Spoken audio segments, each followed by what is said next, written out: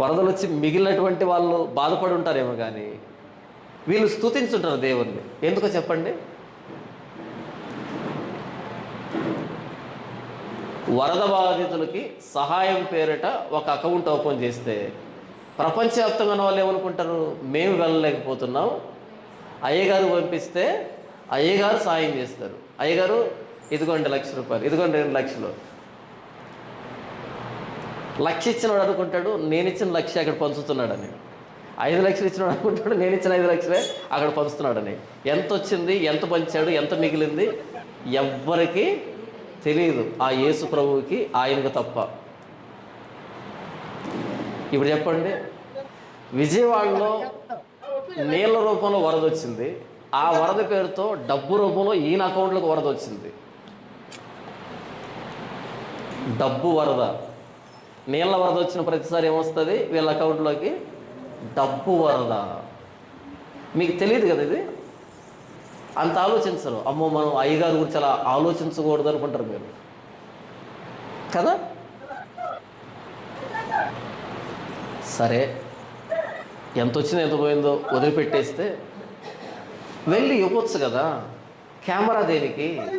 ముందు నువ్వు వెళ్తూ ఉంటే వెనకాల కెమెరా దేనికి? మీరు ఏదైనా ధర్మకార్యాన్ని చేసేటప్పుడు నీ కుడి చేతితో చేసేది ఎడమ చేతికి తెలియకుండా చేయి. రెండు నా చేతులే కదా, ఈ చేతిలో ఇచ్చే ఈ చేతి తెలియదు. ఇంత సీక్రెసీ మెయింటైన్ చేయండి, ఇంత రహస్యంగా ధర్మం చేయండి, ఎవరు చూడకూడదు, చూస్తే మీ ప్రతిఫలం పోతుంది అని యేసు స్పష్టంగా చెప్పిన తర్వాత కూడా దేవుని మహాకృపలో 150వ అన్నదాన కార్యక్రమం మరలా దేవుని తగిలించారు అక్కడ.